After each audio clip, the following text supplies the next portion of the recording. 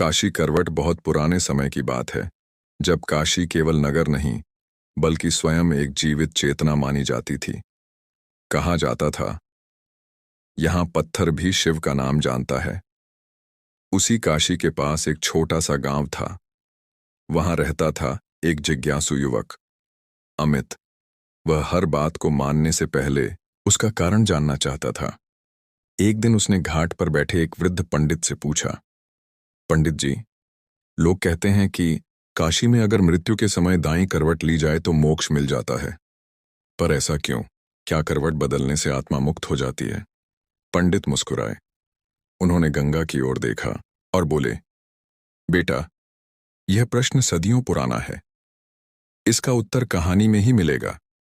उन्होंने कहना शुरू किया, आदिकाल में जब पृथ्वी पर धर्म और अधर्म का संतुलन डगमगाने लगा, तब देवताओं ने शिव से प्रार्थना की, हे महादेव, ऐसा स्थान दीजिए जहां प्राणी मृत्यु से भयमुक्त होकर देह त्याग सके।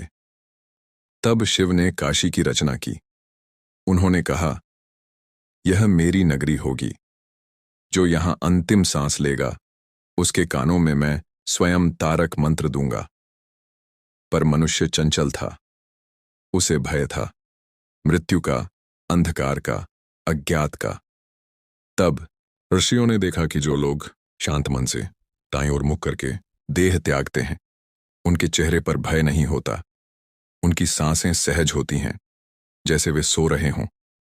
एक वृद्ध ऋषि ने कहा, दाईं करवट जीवन की दिशा है। यहीं से प्राण की अंतिम यात्रा सरल होती है। धीरे धीरे यह अनुभव कथा बन गया, और कथा मान्यता।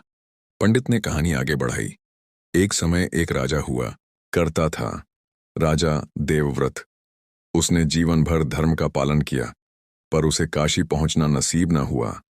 मृत्युशैया पर उसने चिंता में पूछा, क्या मैं मोक्ष से वंचित रह जाऊंगा? तभी एक संत ने कहा, राजन, मन को काशी बना लो।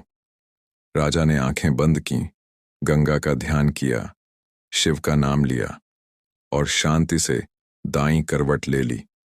कहते हैं, उस क्षण काशी की हवा बहने लगी, जैसे स्वयं शिव वहां उपस्थित हों। पंडित ने अमित से कहा, तभी से लोग समझ गए कि काशी केवल जगह नहीं है, वह अवस्था है जहां भय समाप्त होता है। अमित की आंखों में चमक आ गई। तो काशी करवट केवल शरीर की दिशा नहीं, मन की भी दिशा है। पंडित ने सिर हिलाया। हाँ बेटा, जो जीवन भर सत्य, करुणा और भक्ति में जीता है, उसके